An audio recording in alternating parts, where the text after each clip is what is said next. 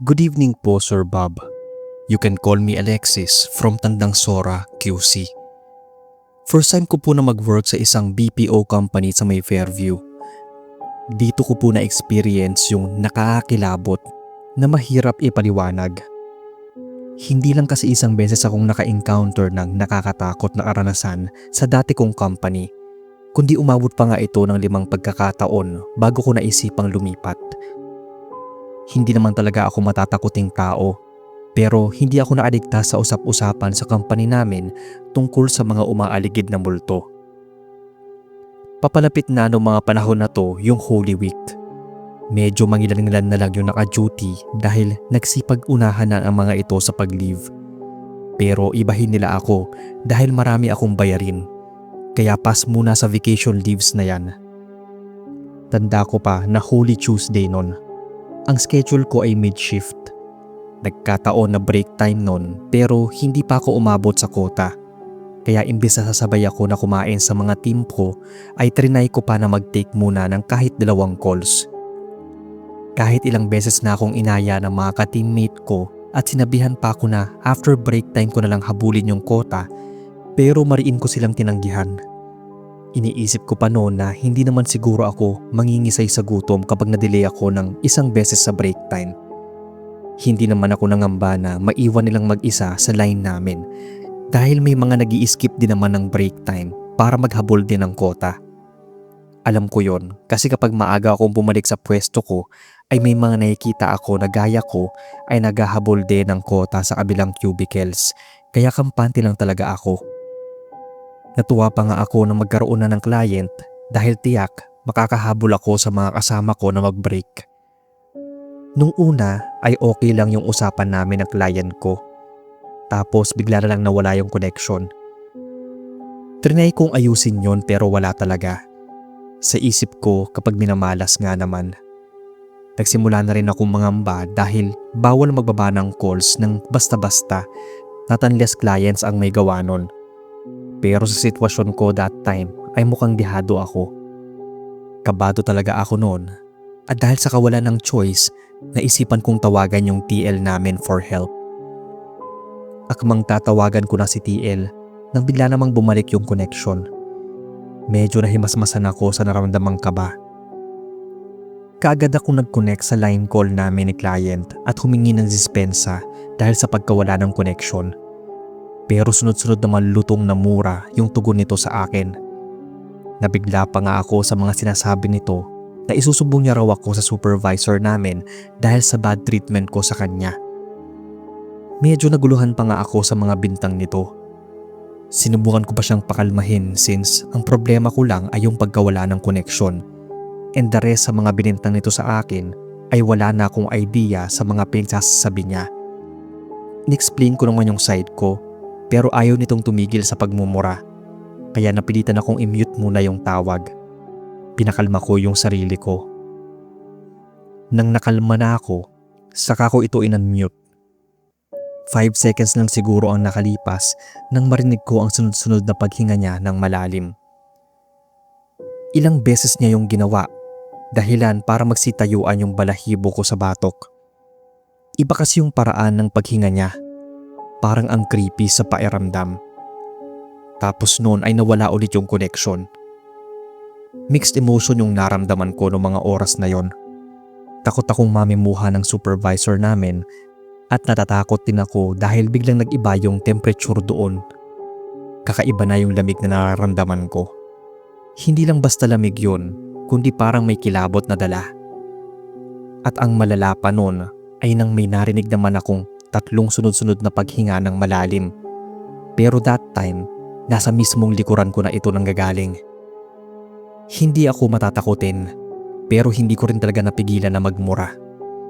Iniisip ko pa noon na baka napagtripan ako ng mga ka-teammate ko dahil nga hindi ako sumbay sa kanila sa pagbe-break, kaya hindi ako lumingon. Ayoko ng distractions dahil naghahabol ako ng quota. Medyo naghalo na rin yung pakiramdam ko. Pinipilit ko pang baliwalain yung nararamdaman.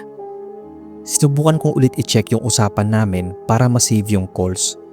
Pero yung tanging paulit-ulit na narinig ko ay yung sunod-sunod na pagbuntong hininga. May napansin din ako sa paraan ng paghinga ni client, yung parang nanggagaling mula sa likuran ng tenga ko. Unti-unting nanigas yung katawan ko nang ma-realize kung anong nangyayari. I did my best para hindi masira yung composure ko. Ako naman ang nagpakawala ng malalim na paghinga at naglakas loob na lumingon.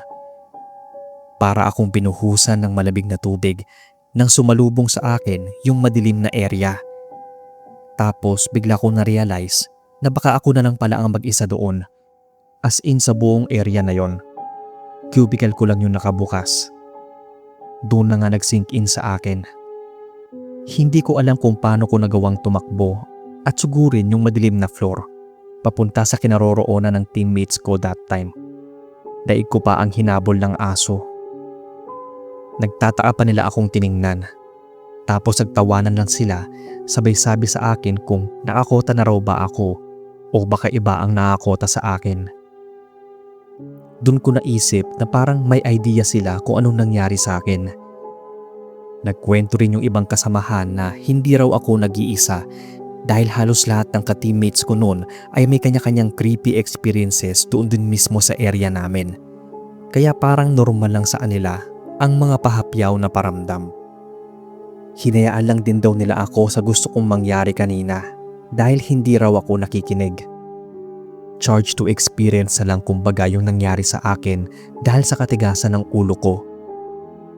After mangyari sa akin noon ay hindi na ako muling nagpapaiwan doon.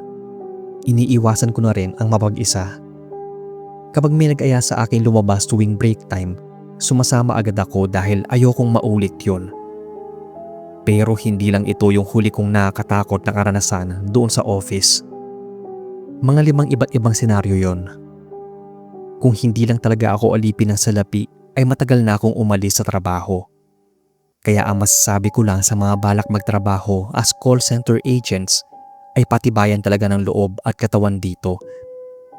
Bukod sa medyo stressful yung work, pati na yung environment ay walang pinipiling mga ligaw o hindi matahimik na kaluluwa ang pwedeng manahan sa office nyo.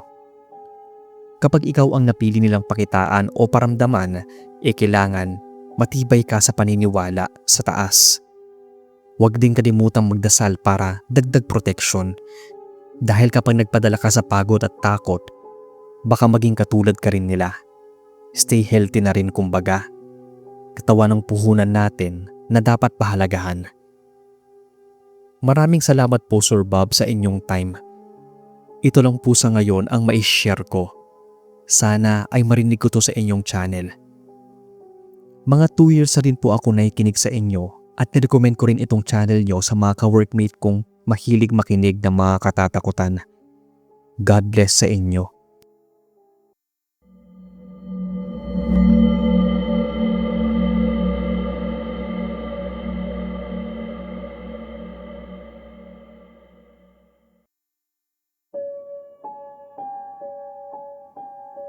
Hello po sa inyo Sir Bob.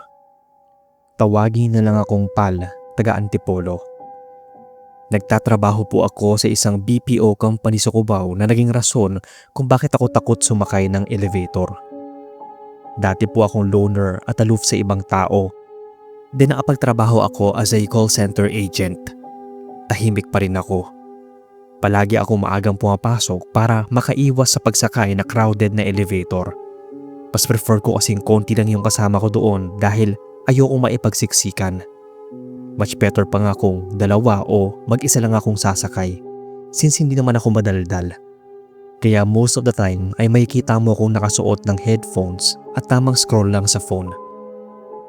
Tanda ko pa noon, November ng 2019. As usual maaga akong pumasok.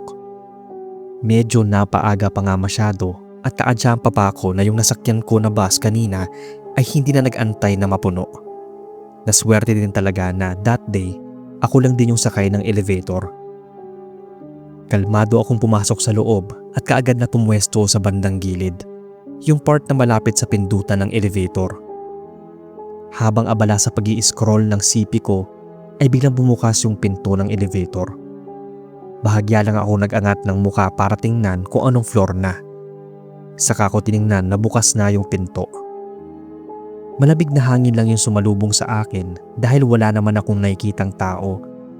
Akala ko pa nga marami ang sasakay kasi sobrang tagal ng pagbukas nito. Pero nagtaka na lang ako dahil wala man lang ni isa ang pumasok.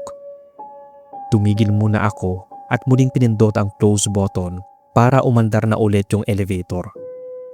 Ang weird lang kasi first time ko ma-experience yun, pero iniisip ko lang na baka pinaglaruan o di kaya ay may pumundot sa floor na yon. Tapos nauna lang na magbukas ang kabilang side ng elevator at doon na siya sumakay. Wala naman kaso sa akin ang ganon. Hindi pa naman kasi ako malilate. Panatag pa ako kahit na nasa 15th floor pa yung workplace ko. Pagdating ng 11th floor, unti-unti kong naramdaman na parang may nag-iba sa loob ng elevator. Napahagod pa nga ako sa braso dahil sa biglang pagtaas ng balahibo ko. Ewan ko ba, bigla akong nakaramdam ng kaba. Dadagdagan pa yung kaba ko noon dahil parang may narinig akong tumikhim. Napatigil ako sa pag-i-scroll. Hindi ako gumalaw. Bali yung mga mata ko lang ang ginagalaw ko habang pinapakiramdaman ng paligid. Sa isip-isip ko pa noon ay pakaguni-guni ko lang. Kaya bumalik ulit ako sa pag-i-scroll ng phone. Pero naka-minimize na yung volume. Bahagya akong naasiwa. At wrong move pa ata ang ginawa ko na tumagalit ako habang nakasandal na nakaharap sa tapat ng wall. Saktong pagtingin ko kasi sa metal wall ng elevator ay may nakita akong reflection ng isang babae na tahimik na nakatayo sa gitnang bahagi ng elevator. Sa reflection nito ay seryoso pa itong nakatayo habang nakatitig sa pintuan. Nanigas yung buong katawan ko sa nakita. Para akong binuhusan ng malamig na tubig dahil sure ako na ako lang yung mag-isa doon. Bigla tuloy akong napasiksik sa sulok nang wala sa oras. Kinilabutan ako sa nakikita. Kinusot ko yung mga mata ko at nagbabaka sakali na baka namamalikmata lang. Pero andoon pa rin yung reflection ng babae. Hindi ko malaman yung gagawin ko that time. Gusto ko sanang ipilit na papaniwalain ng sarili ko na dalawa kami sa loob. Pero alam kong wala akong ibang kasama sa loob ng elevator that time.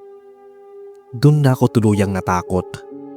Pumikit na lang ako at ipinagdasal na sana ay may sasakay ng elevator. Napaiyak pa nga ako noon sa sobrang kilabot. Hanggang sa muling magbukas yung pinto ng elevator at may pumasok na mga babae. Doon na ako nakahinga at nagmadaling lumabas nang makita kong nasa 15th floor na pala ako. Walang lingon-lingon akong tumakbo noon. Matinding kilabot para sa akin yung naranasan ko. Nasundan to ng December 2019 din. Thanksgiving party siya. Pauwi na ako noon. Siguro nasa 4 o 5 kaming nag-aabang ng elevator. Mga 10 minuto na yata tinagal ng paghihintay namin doon.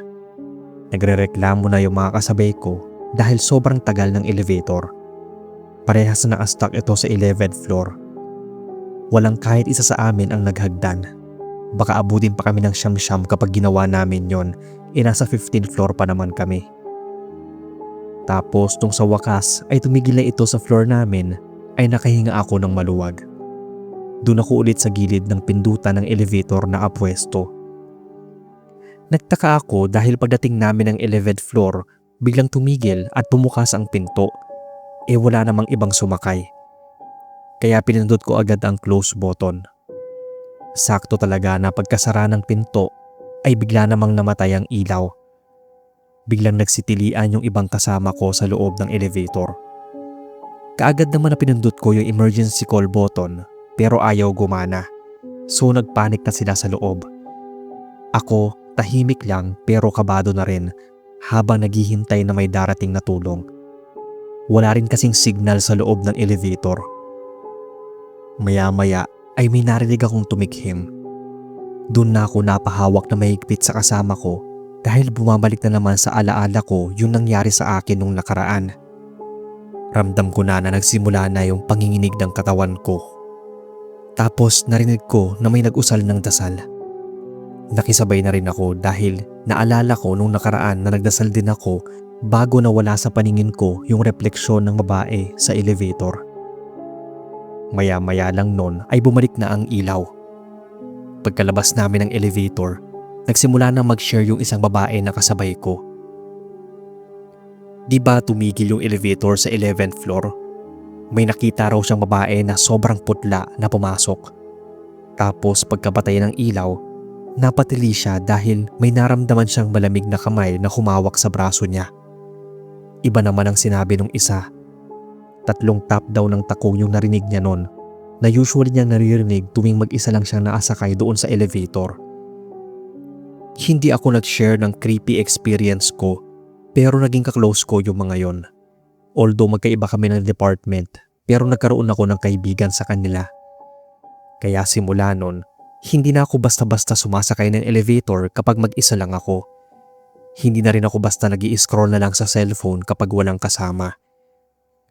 Ang ginagawa ko ay nagdadasal ako ng taimtim habang lulan nito, dahil nakakadala kasi yung experience ko na hanggang ngayon ay sariwa pa rin sa isipan ko. Ito na lang po muna ang kwento ko. Maraming salamat sa oras at pagbabasa. Sana ay ma-feature niyo tong kwento ko sa channel, and more power po.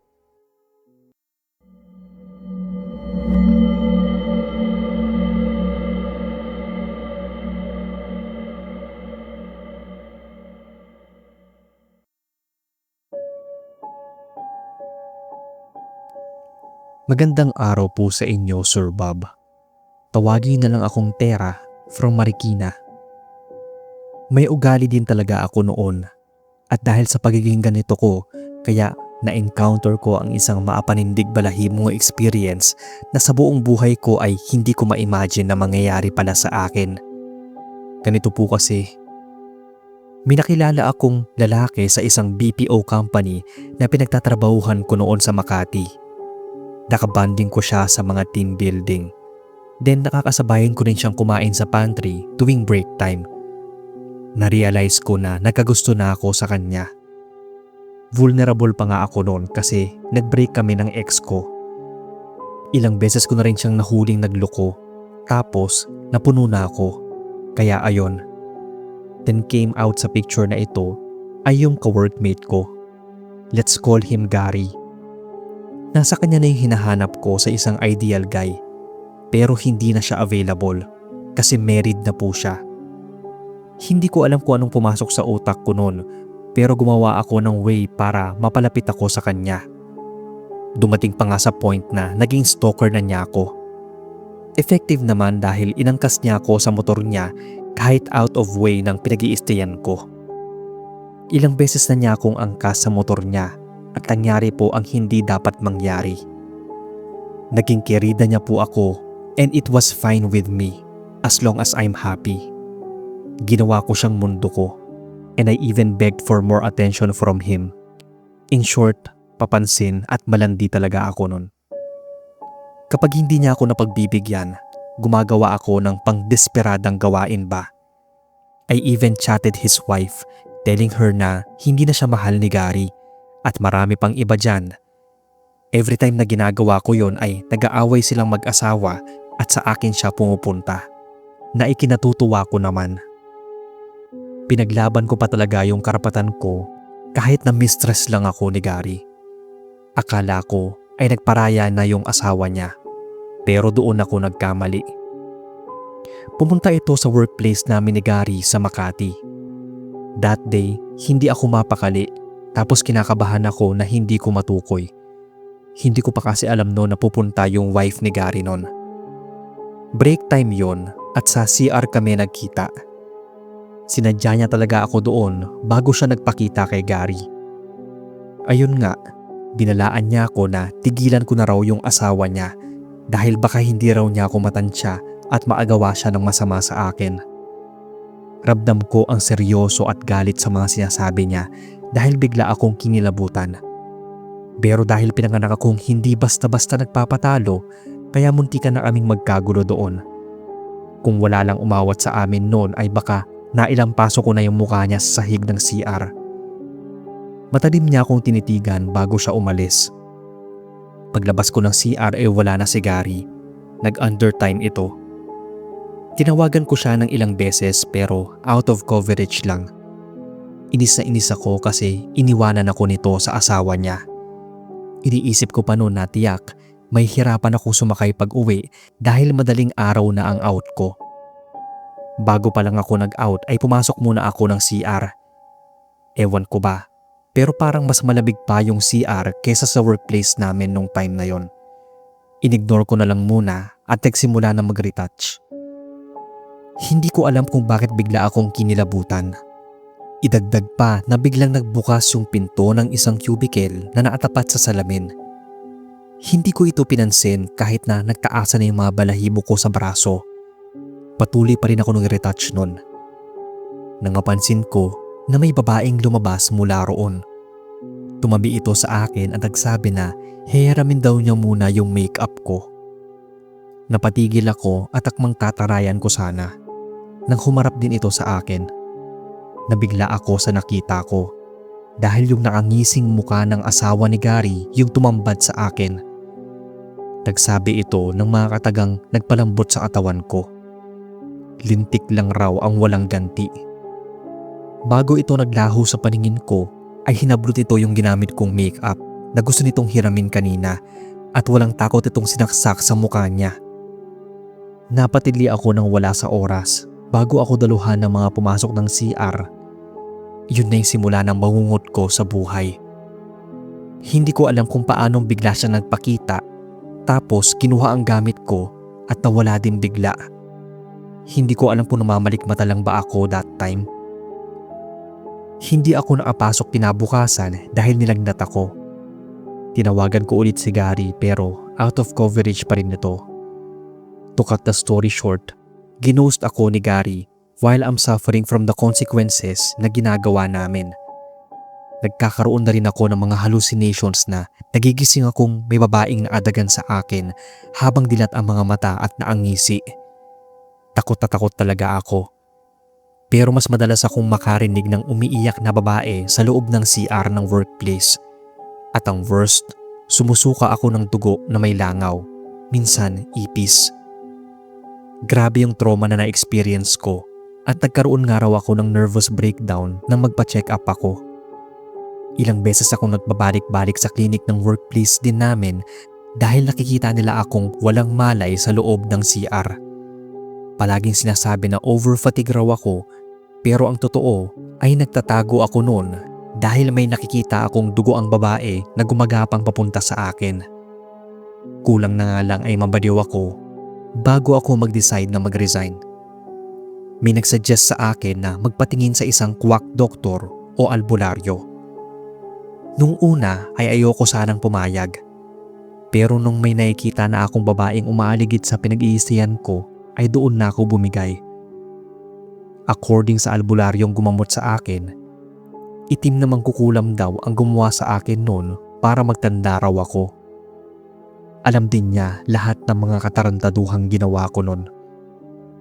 Pinagsisihan ko naman ang naging kasalanan ko before. Nangyari pala to before the pandemic. Nasa healing era ako during the lockdown. At ngayon nga, after many years, kahit papaano ay umokay-okay na rin ako. Naging interested din ako sa pakikinig ng mga horror and mystery stories. Huwag niyo po akong tutularan dahil baka mas malala pa yung mangyari sa inyo kaysa sa nangyari sa akin noon. Lagi akong nag-aabang sa mga stories na ina-upload niyo, sir.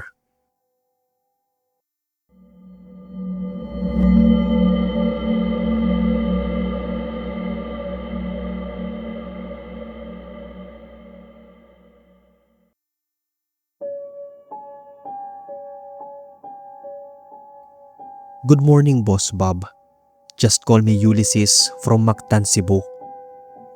Habang sinusulat ko tong story, ay nakaupo sa tabi ng ka-workmate ko ang isang lalaki na regular guest ng company namin. Hindi nga lang ito tulad ng ibang VIP guest ng company, pero siya ang pet peeve ng lahat. Isa nga pala akong outbound agent sa isang outsourcing BPO company dito sa Mactan. Tapos on the side, ay nag-ghost hunting ako since nabiyayaan ng isang unexpected gift, ang makakita ng mga kaluluwa. Huwag niyo na lang po palang tularan ang ginagawa ko dahil hindi kayo matutuwa sa posibleng mangyari. Hindi rin madali para sa akin na magkaroon ng ganitong kakayahan. Masasabi ko na this is worse than I expected. During my free time, sumasama ako dati sa TL namin na mag-ghost hunt. Same kasi kami ng trip sa buhay. At ang napili namin na pasukan that time ay yung isa ng saradong BPO company dito lang din sa Mactan. Hindi po siya tulad ng ibang BPO company na nakadestino sa mga condominiums, kundi isa itong private outsourcing BPO company. Bali extension ito ng bahay ng dating may-ari tapos pinasara for personal reasons. Close to abandonment na ang lugar noon dahil matagal nang naka-for sale ang naturang area. Alas 5 pa lang ng hapon kami pumunta. Hindi ko alam kung kanino nakuha ng team leader ko ang susi ng gate pero walang kahirap-hirap kaming nakapasok. Bumungad sa akin yung malawak na garden swing. Hindi pa kami tuluyang nakapasok sa loob ng dating company/house ay may nakikita na akong mga kaluluwa ng 2 bata. Nakaramdam ako ng goosebumps pero I can sense na harmless naman yung 2 batang multo. Nakamasid lang kasi ang mga ito sa amin habang naglalakad kami papunta sa office house. Faded pale yellow ang kulay ng bubong nito. Tapos may nakatayong malaking lalaki sa may 2nd palapag. Nakatingin lang ito sa amin. Hindi kami dumiretso agad doon kundi sa isang kantin. According sa TL ko na doon daw sila dati tumatambay during break time. Nakikita ko na nga na may iilang spirits na nakatambay sa bahaging yon. May nagyoyosi, may kumakain at nagchichikahan pa. Yung parang typical na normal na araw lang. Tapos biglang bumungad si regular guest. Naglakad ito sa mismong harapan namin. Ramdam ko na naman yung unti-unting pagtayuan ng mga balahibo ko sa katawan. Saka ako sinenyasan ng TL namin na sundan ito at pumasok na kami sa loob ng company house. Grabe na yung chills na naramdaman ko that time. Nasa-sense ko na may hindi magandang mangyayari ng gabing yon. Pumasok na nga kami sa loob. Sinalubong kami nung lalaking nakatayo sa balcony ng bahay. Ang bilis ng transition niya dahil nasa balcony pa lang siya kanina tapos nasa harapan na namin siya ngayon. Sa bagay, muntikan ko nang makalimutan na mga multo na pala yung kasama namin ni TL. Para kasing matagal na niya kaming hinihintay. Base sa itsura ng lower part ay isa itong lounge space. Mangilan-ngilan din yung nakita kong nakatambay sa ibaba. Habang nagsiset up kami ng kagamitan namin, doon ay ramdam ko ang malakas na presensya ni regular guest.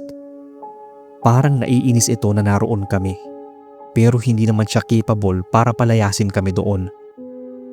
After namin makapag-set up sa lower part, ay umakyat naman kami papunta sa taas para ituloy ang pag-set up ng mga gamit doon. Habang dahan-dahan kaming umaakyat papunta sa upper part ng company house, ay unti-unti naman akong nakaramdam ng kilabot. Ewan ko kasi ang bigat talaga ng aura ng parating yon.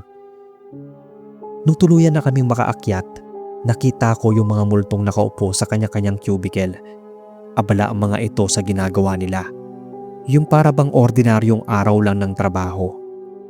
Ang mas nakakatakot na nakita ko ay nung sabay na luminguno ang mga ito sa akin. Naaagnas at sunog yung iba't ibang parte ng katawan nila. Napaatras ako sa sobrang takot nun. Hindi ko magawang kumilos. Kahit nabukas ang third eye ko, yun ang unang beses nakilabutan ako ng sobra. Hanggang sa makita ko na dumiretso si regular guest sa dulong bahagi. Napahagod ako sa braso ko dahil hindi ko mapigilang kilabutan. Parang hindi na namin kailangan na mag-set up ng kagamitan doon dahil mukhang malalaman ko na ang mangyayari sa lugar nila. Napahawak ako sa dibdib dahil sa gulat nang biglang sumulpot sa harapan ko ang 2 multo na nagtatalo, isang babae at lalaki. Sinundan ko sila ng tingin pero bigla silang naglaho.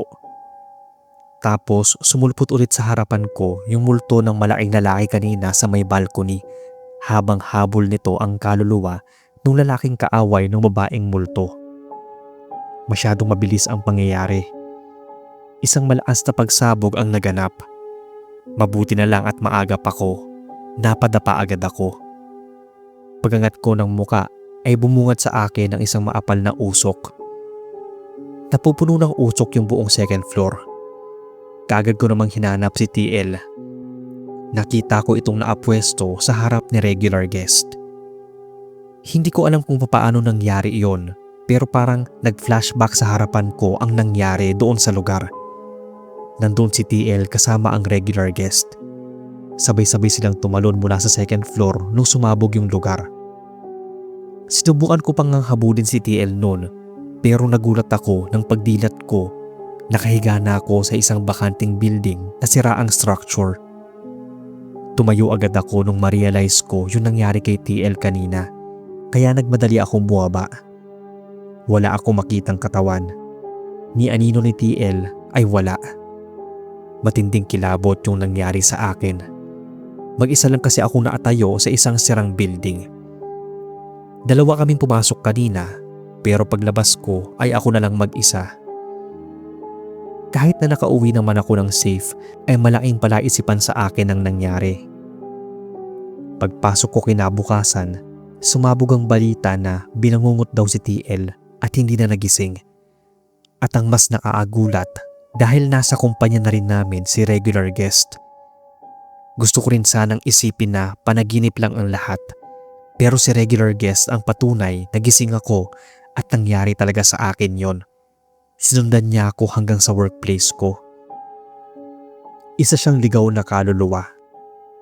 Dito na siya sa kumpanya namin palaging tumatambay. Sikat pa nga siya sa mga nag-duty sa graveyard. Doon siya madalas na nagpaparamdam.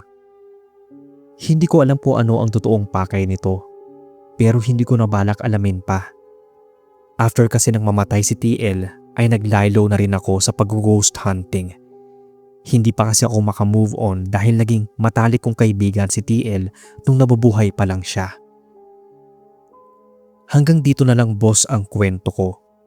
Gusto ko pa sanang pahabain yung kwento ko sa inyo, pero next time na lang siguro yung iba. Thank you pala kung inyong mabasa.